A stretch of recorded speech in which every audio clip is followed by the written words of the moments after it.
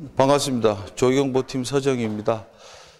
제가 예상했던 것보다 너무 많은 분들이 오셔가지고 굉장히 당황스럽습니다. 제가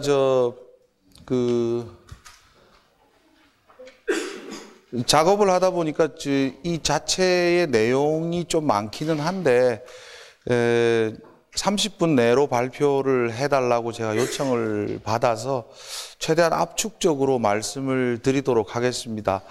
그 이후에 혹시 궁금하신 사항이 있으면 질문해 주시면 고맙겠습니다.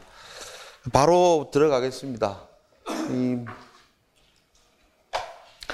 저희가 올 상반기 보고서부터 체계를 좀 많이 바꿨습니다. 그 전에 있던 국내 경제, 세계 경제는 제외를 하고요.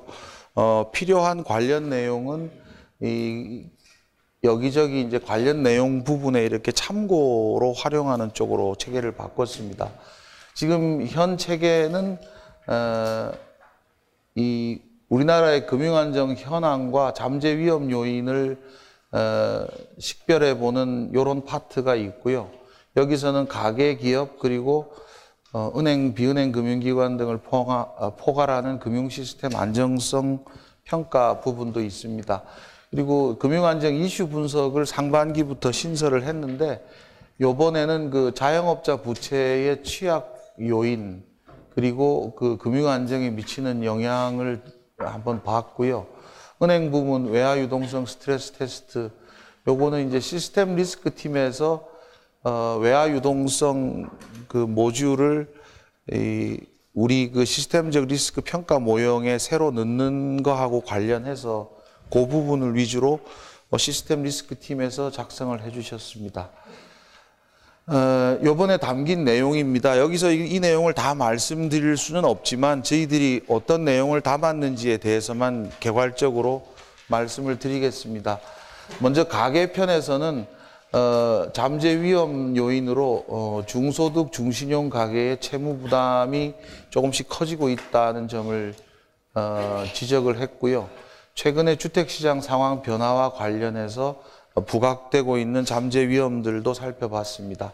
관련해서 참고로 가계의 재무 현황 및 시장금리 상승 시 이자 수지 변화 그리고 가계 부채 죄송합니다. 오타가 이 가계 부채입니다. 가계 부채의 동태적 흐름과 시사점을 봤고요. 그리고 최근에 주택시장 상황을 한번 평가를 해봤습니다.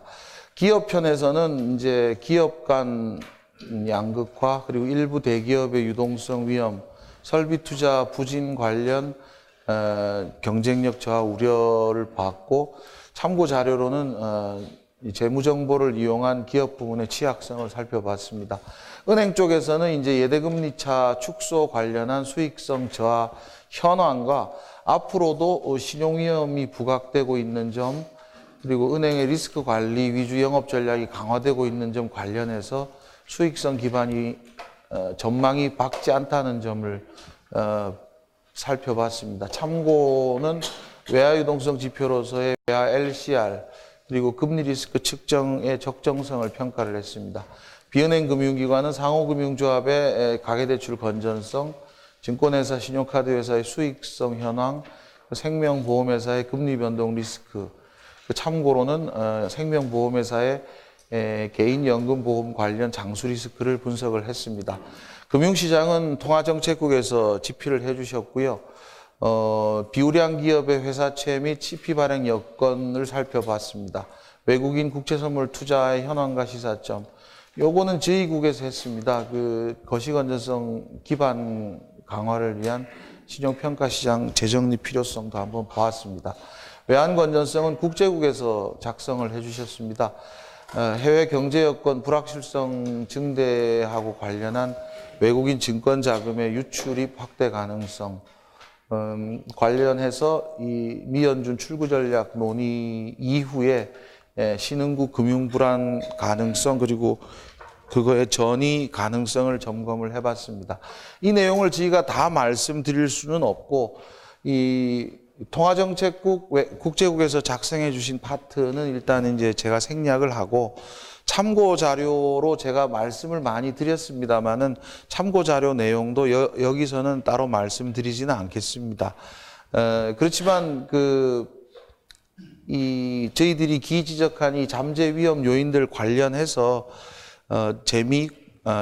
재미라기보다는 우리 금융안정과 관련해서 의미 있는 내용들을 담으려고 많이 노력을 했습니다. 요 참고 자료에도 좀 관심들을 가져주시면 감사하겠습니다. 제가 여기서는 한 12시 반까지 가계, 기업, 은행, 비은행 금융기관을 중심으로 해서 여기에 저희들이 제시한 이 잠재 위험, 이 팩터 위주로 말씀을 드리도록 하겠습니다. 거기에 앞서서 이제 전반적으로 지금 상황이 어떠냐를 평가를 했을 때는 대체로 안정성을 유지했다라는 게 이제 저희들의 판단이고요. 늘 말씀드리는 거지만 저희가 말씀드리는 잠재 위험 요인은 이 현실화된 위험이 아니고 현실화될 가능성이 있는 잠재 위험 요인을 말씀드리는 거기 때문에 그래서 미리 알고 그거에 대처할 수 있으면 그런 위험들이 현실화되는 것을 막자는 취지에서 말씀을 드리는 거고, 굳이 저 끝에 있는 리스크를 이렇게 끄집어내서 이렇게 확 부각시키자는 그런 의도가 아니라는 점은 양지해 주시기 바랍니다. 여기에 보시면은 이건 이제 이전 6개월 대비 최근 6개월이고요. 이 파란 선이 이전 6개월입니다. 이게 커지는 거는 좀 좋아지지 않는다는 거고 작아지는 게 좋아진다는 뜻입니다. 이전 6개월에 비해서 기업 채무의 부담 능력은 다소 악화됐습니다. 그리고 은행의 수익성이나 자산 건전성도 나빠졌습니다. 반면에 국내외 경제 상황은 이전 6개월에 비해서는 조금 좋아졌다는 것이 이제 대체적인 판단입니다. 외환 건전성, 가계 채무 부담 능력, 그리고 금융시장은 이전 6개월하고 큰 변동이 없다는 뜻입니다.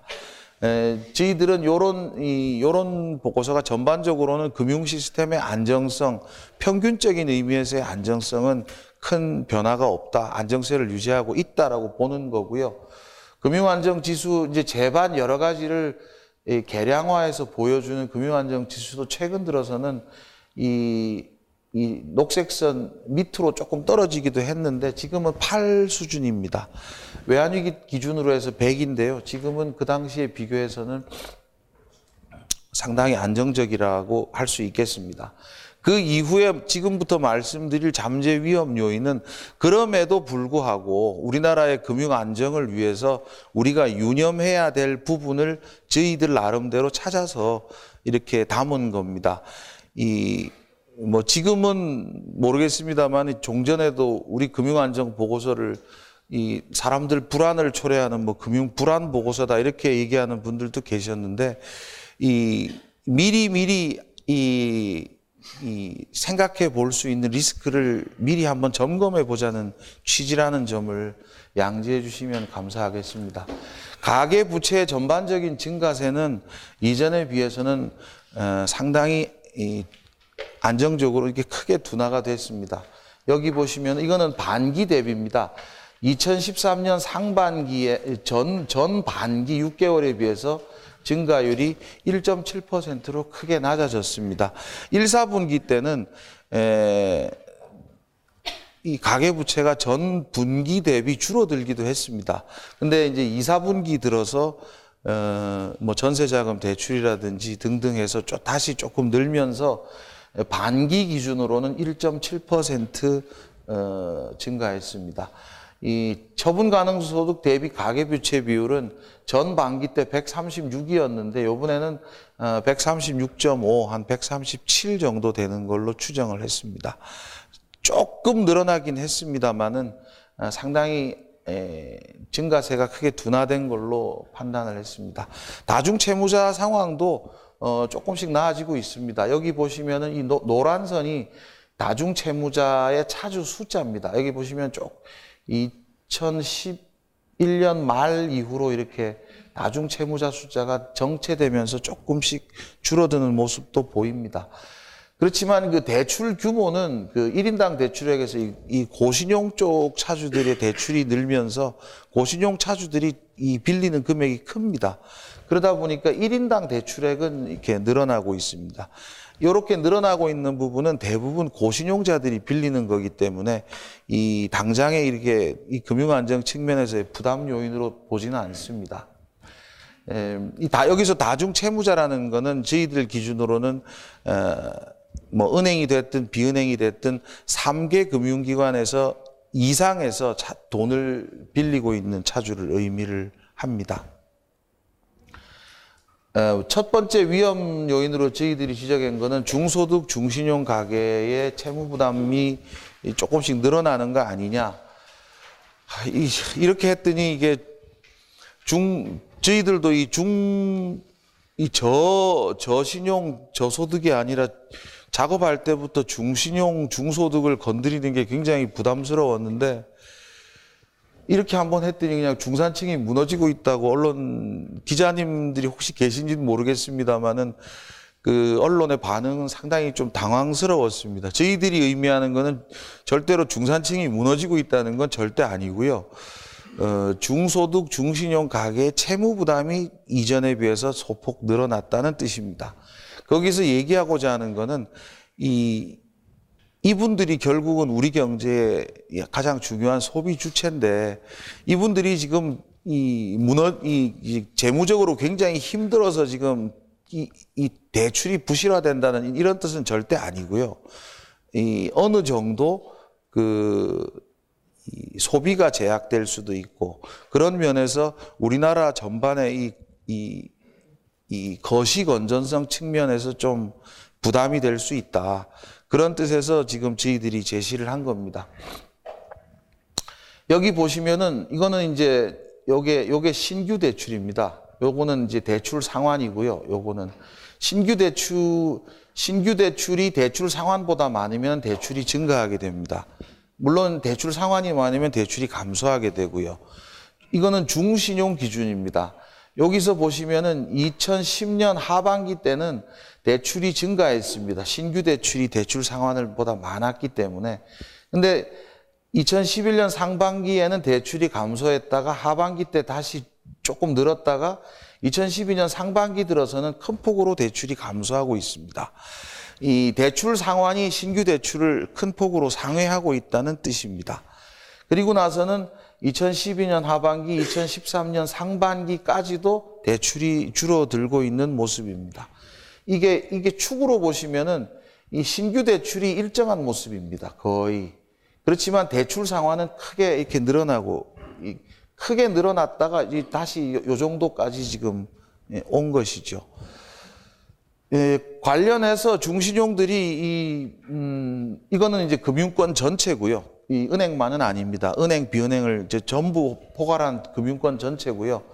이걸 반영해서 이제 이 전체적인 이 가계의 유동성 사정이 제약이 되면서 이 은행은 지금 현재 거의 뭐 고신용 위주입니다. 중신용은 뭐 고신용, 중신용이 다고요.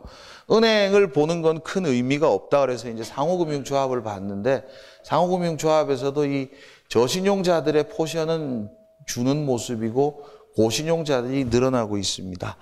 이런 과정에서 이런 뭐 동전 앞뒷면이겠습니다만은 이 대부업 쪽에서의 이 중신용의 비중이 2년 전에 비해서 한 3%포인트 늘고 있는 모습입니다. 전반적으로 아주 뭐 지금 상황이 부담스럽다는 이렇게 표현하는 거는 뭐 그건 아니겠습니다만은 전체적으로 2011년, 12년 이 가계부채가 크게 늘어나는 과정에서 가계부채를 줄이기 위한 정책적 노력이 추진이 되면서 자연스럽게 금융기관들은 리스크 관리 차원에서 이 신용도가 낮은 차주보다는 신용도가 높은 차주에 집중하는 모습이 나타나고 있고 그 반작용적인 면에서 이 신용도가 떨어지는 차주들이 조금 더 열악한 금융 환경으로 조금씩 옮겨가는 모습에는 유의할 필요가 크다고 생각을 했습니다. 요거는 중소득 중신용의 또 대부분이 자영업자들입니다. 자영업자들을 보면은 소득 3분위 자영업자들의 이 원리금 상환 부담 비율이 다른 분위에 비해서 뚜렷이 높은 모습입니다. 이쪽에서도 보시면은 3분위의 쪽에서 있는 이거는 이제 파란 건 임금 근로자, 빨간 건 자영업자인데요. 대부분이 중소득 중신용에 해당하는 3분위 자영업자의 소득입니다. 소득 3분위 자영업자의 비은행권 대출 비중은 다른 분위에 비해서 물론 1분위가 제일 높습니다만은 뚜렷이 높은 모습입니다. 이렇게 이런 것들이 여기서 이렇게 반영이 되어 있는 모습입니다. 또 하나의 요인은 지금 최근 들어서 뭐 다 아시는 것처럼 주거비 부담이 중소득 중신용 가계 쪽으로 집중되고 있는 면도 있습니다. 전세 가격 지수 상승률이 아파트를 중심으로 해서 크게 오르고 있고, 특히 이 중형, 소형 쪽의 이 상승률이 높습니다. 이 소득 3분위 가계의 이 전월세 목적 대출 비중을 보더라도 다른 소득 분위보다는 높은 수준이고요. 특히 신용 대출이 많습니다. 이렇게 주거비 부담이 늘고 있고, 또 중소득 중신용이 대부분인 자영업의 업황이 경기 부진이 지속되면서 이렇게 소득 상황이 개선되지 못하고 있고 등등 여러 가지를 반영해서 이 중소득 계층의 요거는 지금 2008년 말 대비 현재 상황입니다. 이 중소득의 2008년 말 대비 실질 처분 가능 소득 증가율을 보면은 이 저소득 계층이 요 포인트가 제일 떨어집니다만은 전반적으로 보면 중소득 계층의 실질 처분 가능 소득이 다 마이너스를 보이고 있습니다. 아까도 말씀드린 것처럼 저희들이 말씀드리는 게 가계 대출이 대규모로 부실화될 위험이 있다는 뜻에서 이거를 지적한 건 절대 아니고요.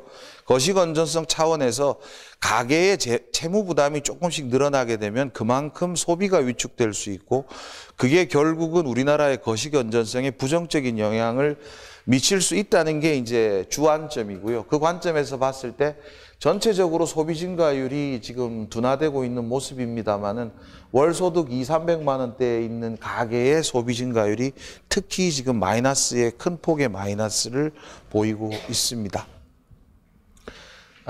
주택시장 상황 관련해서는 요거는 지금 이제 여러 가지 잠재 위험이 부각이 되고 있는데, 첫 번째로 저희가 지적한 거는 이제 대형 주택의 매매 부진이 지속이 되고 있고 이들 가계의 부담이 커지고 있다.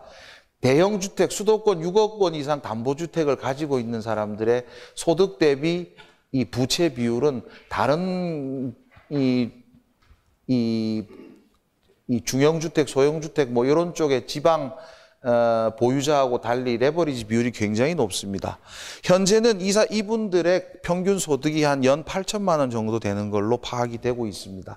지금 현재로는 이분들이 그 채무를 상환하는데 어려움은 없는 걸로 보입니다만은 이분들이 지금 대부분이 50대 중후반의 이 연령층에 있고 은퇴를 앞두고 있는 계층도 많고 뭐 등등 여러 가지 요인으로 인해서 이분들이 만약에 은퇴를 한다거나 이 기존의 소득이 이제 달라지는 상황을 상정을 해봤을 때 소득 감소 시에 소득 대비 이자 부담률이 이렇게 소득이 10% 줄어들면 뭐 이자 부담률이 이렇게 되고 50% 줄어들면 이렇게 되고 뭐 이런 뜻입니다. 이렇게 갈 경우에는 현재 이 소득 대비 대출 비율을 대형 주택을 보유하고 있는 사람들일수록 조금 부담스러운 면이 있다는 걸 지적을 한 거고요. 여기서는 두 번째로는 이제 전세자금 관련 대출입니다. 여기서는 나타나 있지는 않습니다만은 이제 전세자금이 대출이 최근 크게 늘면서 우선은 이 전세 세입자들의 전세자금 대출을 추가로 받아야 한다는 면에서 직접적으로 채무 부담이 느는 면도 있고, 두 번째로는 이제 그런 것들이 간접적으로 집을 가지고 있는 임대인하고 임차인 간에 이렇게 이 채무 부담이 이전되는 효과도 조금 파생되고 있다라는 면도 저희들이 지적을 했습니다. 여기서는 지금 과거에는 집값이 오를 때 전세 가격도 같이 올랐는데 지금은 상관계수가 마이너스로 나타나고 있다는 걸 보여드린 겁니다. 요거는 그냥 넘어가겠습니다.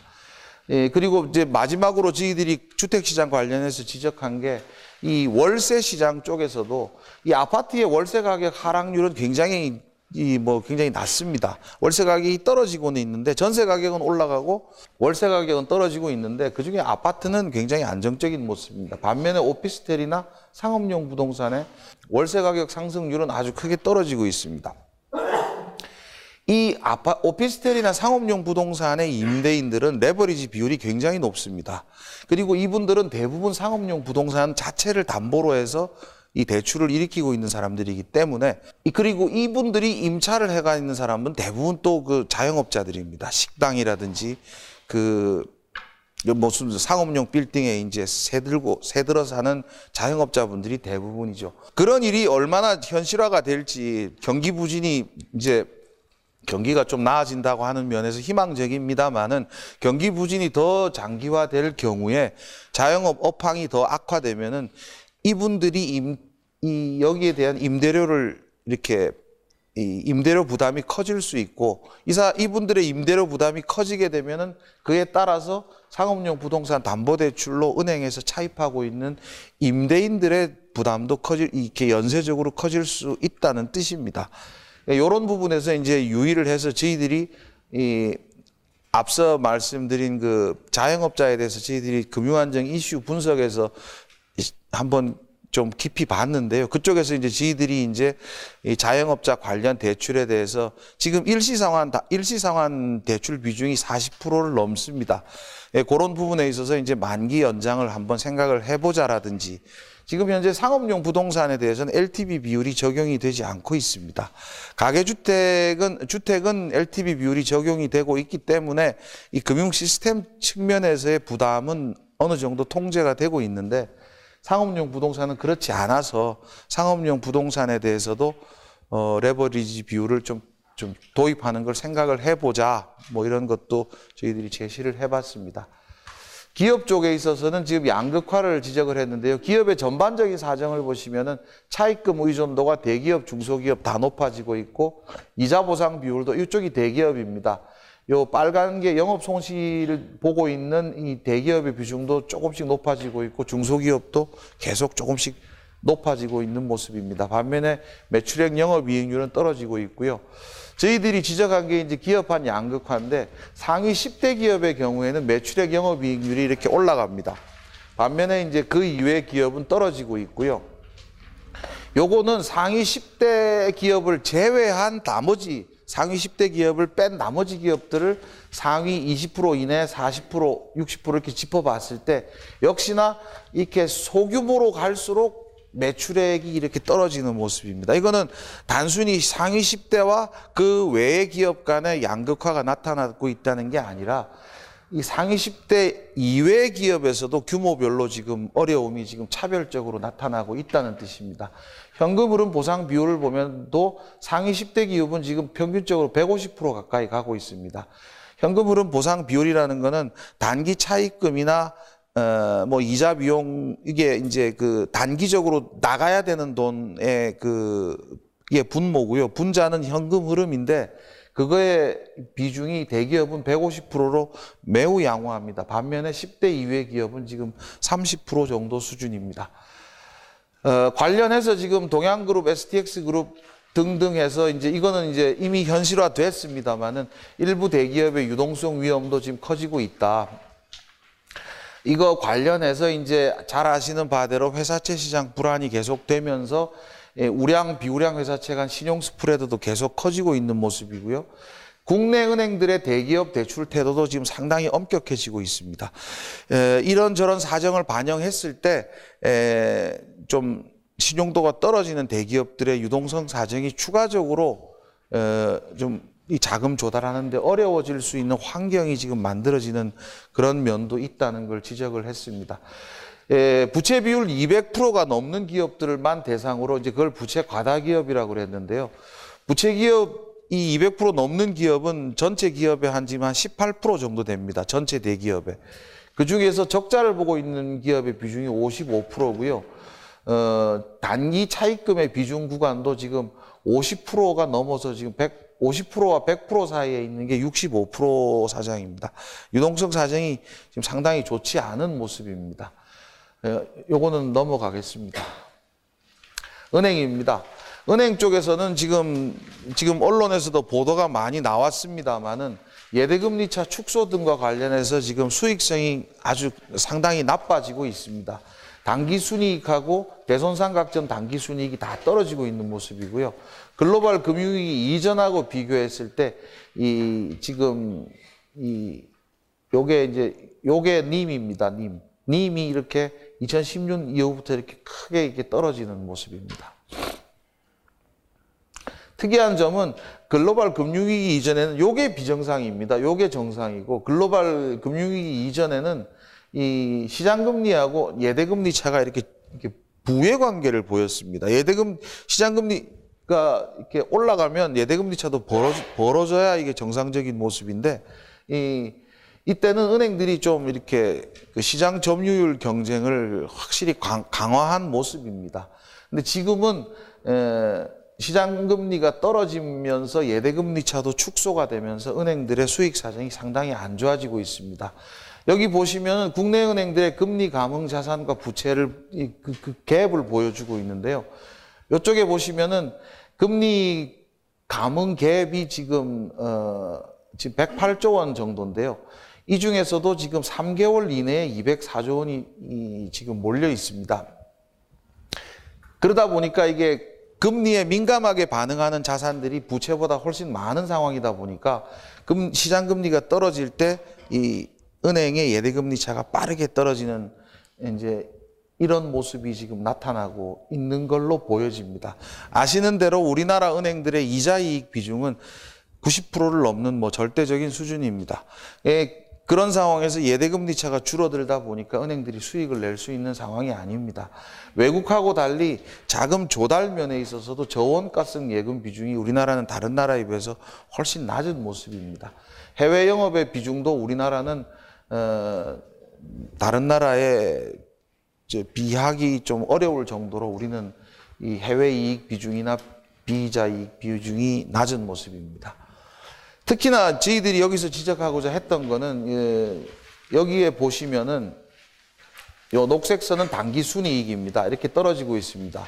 최근 들어서 나타나고 있는 뚜렷한 모습이 신규 발생 부실 채권은 빠르게 이렇게 늘고 있는데 그거에 반해서 대손충당금 적립 비율은 빠르게 떨어지고 있습니다. 최근 들어서 지금 2, 4분기 실제 은행들의 단기 순이익이 지금 이제 1조 원이라고 이제 나와 있는데 이 부분에 있어서 저희들이 좀 유심히 봐야 되는 거는 은행들이 이 대손충당금을 추가적으로 더 쌓아야 되는 부분을 쌓지 않는다거나 아니면 기존에 쌓아있던 대손충당금을 이렇게 소진해 가면서 이 신규로 부실채권이 발생하더라도 은행들이 그 충당금 적립 비율이 늘지 않으면서 순이익을 만들기 위해서 지금 하고 있는 모습들이 나타나고 있다는 겁니다.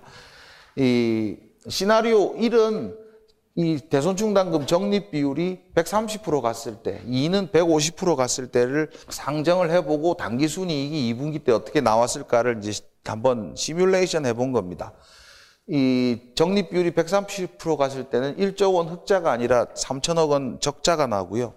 150% 정도 가게 되면은 이제 5조 원 정도 적자가 난다는 얘기입니다. 이게 여기서도 하나 제가 특히 강조드리고 싶은 거는 우리나라는 이후에 그 은행 시스템 안정성에 대한 트라우마가 원체 크다 보니까 금융감독 당국에서 은행들한테 대손충당금 적립 비율을 굉장히 강하게 요구를 하고 있습니다. 사실 125% 정도의 대손충당금 적립 비율도 국제적인 수준으로 봤을 때는 굉장히 높은 수준입니다. 이거는 이게 지금 우리나라의 대손충당금 적립 비율이 낮다는 뜻은 절대 아닙니다. 국제적으로 봤을 때도 굉장히 높은 수준이고요. 그렇지만 우리나라 현재에 봤을 때는 이런 모습들이 최근 들어서 나타나고 있다는 점에 조심해야 된다는 것입니다. 반면에 여기는 나와 있지 않습니다만 저희 책에 보시면은 그 은행 동향편에 그 국내 은행들의 자산 건전성은 이 세계적으로 비추어 봤을 때도 굉장히 양호한 수준입니다. 자산 건전성은 굉장히 높고 지금 현재로서도 대손충당금 적립 비율도 굉장히 다른 나라에 비해서는 높은 상황입니다. 따라서 크게 걱정할 상황은 아닌 것은 분명합니다. 그렇지만 이 최근 들어서 이렇게 대손충당금을 소진해 가면서 이렇게 순이익을 만들고자 하는 모습이 나타나고 있다는 게 그런 면에서는 우리가 좀 조심스럽다는 것입니다. 추가적으로 이 부실 채권이 더 발생하게 되고 저희 기업 쪽에서도 보면 특히 대기업을 중심으로 해서 신용위험이 추가로 부각되고 있는 모습도 있습니다만은 그런 거 관련해서 부실 채권이 현실화되게 될 경우에는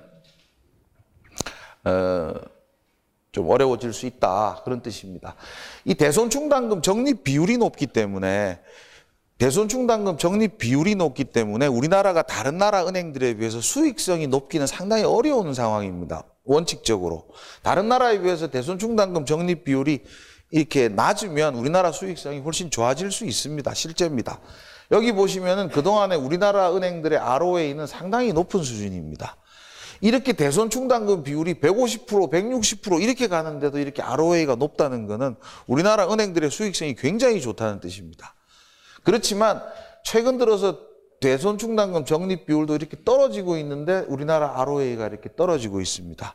말씀드린 대로 우리나라 은행들의 그 예대금리 차에 의존하는 이자 영업 비중이 너무 크기 때문에 이미 현재로서는 뚜렷한 어떤 당분간은 개선에 이게 이제 요거는 여기만 말씀드리겠습니다. 그런 와중인데도 말씀드린 대로 계속 저금리가 유지가 되면서 은행들의 예대금리 차를 통한 수익 기반, 영업 기반은 상당히 안 좋은 상황입니다. 그럼에도 불구하고 우리나라 은행들의 예금 증가율, 대출 증가율은 이렇게 뚜렷이 떨어지고 있습니다. 기존에 있는 이 자산들에서의 이 이자 수익이 발생할 수 있는 여지가 줄어들고 있음에도 추가적으로 이렇게 자산 파이가 커지고 있지 않기 때문에 여기서 보시면 한국은행 기준금리하고 은행들의 예금금리하고 격차가 이렇게 추세적으로 줄어들고 있습니다. 이게 지금은 거의 뭐 은행들의 평균 예금금리가 기준금리에 붙어 있는 상황입니다. 그리고 이렇게 전체적인 파이를 키우려는 은행들이 보수적으로 영업을 한다는 뜻이죠. 또 한편으로는 은행들이 더 나아가서 이렇게 이 차주들을 굉장히 이렇게 조금씩 이 리스크 관리 차원에서 고신용 위주로 몰아가고 있는 모습이 뚜렷하게 보이고 있습니다. 고신용 위주는 자산 건전성 입장에서는 굉장히 좋습니다만은 고신용으로 갈수록 높은 금리를 부과하는 게 어렵기 때문에 수익성 측면에서는 마이너스가 될 수밖에 없는 것이죠. 은행들의 입장에서는 수익성과 이 건전성을 이렇게 균형적으로 보고자 하는 그런 노력들이 필요한 걸로 지금 보여지고 있습니다. 다른 거는 다 냅두고요. 최근 들어서 증권회사, 신용카드 회사의 수익성이 떨어지고 있다는 것만 말씀드리겠습니다. 금융위기 직전에 대비해서 증권회사와 신용회사의 카드의 이 총자산 순이익률 수준은 2007년을 100으로 했을 때 지금 이만큼이나 떨어져 있는 상황입니다. 증권회사는 잘 아시는 대로 이 별다른 그 IB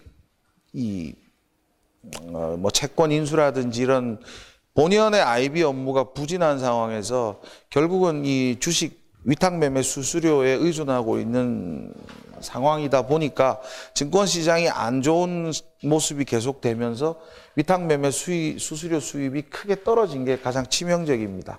신용카드 회사는 여기 따로 말씀드리지도 않겠습니다만은 이렇게 경쟁이 심화되면서 이제 마케팅 비용이 크게 늘어나는 모습도 있고 그리고 뭐 그런 등등으로 인해서 이렇게 지금 신용카드 회사도 어렵습니다. 여기 보시면 핵심 수익원의 수익률이 생명보험회사는 운용자산 수익률이 지금 뭐 6.4에서 5.5로 떨어지고 요거는 베이시스 포인트입니다. 증권회사 위탁매매 수수료가 그러니까 뭐 0.12%에서 0.098 정도로 떨어졌다는 뜻입니다. 그리고 신용카드도 이게 가맹점 수수료율이 2.2에서 지금 1.7로 떨어지면서 핵심 수익원들이 많이 낮아졌습니다. 요거까지만 말씀을 드리겠습니다. 왜 요거를 저희들이 말씀드리고자 했냐 그런다면은 우리나라에서는 증권회사와 신용카드회사가 이렇게 금융권 간의 자금 연계를 하는 데 있어서 상당히 이 중요한 역할을 담당을 하고 있습니다. 종전의 카드 사태 때도 그랬고 그 이후에 이제 글로벌 금융위기가 터지면서도 뭐 그렇습니다만은 이 신용카드 회사는 이게 죄송합니다. 요것 중에 둘 중에 하나는 자금 조달 쪽에서 연계되는 거고 하나는 운용 쪽인데 어느 게 조달이고 어느 게 운용인지 제가 잘 기억이 안 납니다. 어쨌든 다른 금융권하고 연계되어 있는 게 은행, 상호금융조합, 보험회사는 10% 이내인 반면에 이 자금 조달, 자금 운용 측면에서 증권회사와 신용카드 회사는 60%, 뭐 90% 이렇게 높은 상황입니다. 요거는 지금 증권회사, 여신전문금융회사 요런 쪽에 지금 이렇게 이 상호 연계 지도를 한번 만들어 본 거고요.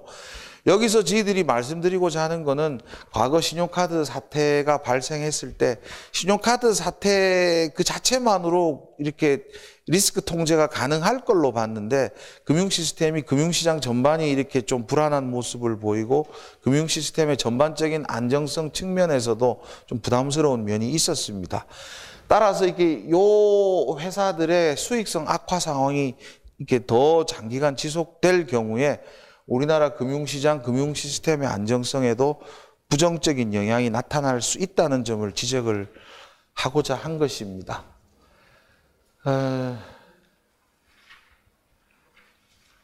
여기까지만 하겠습니다.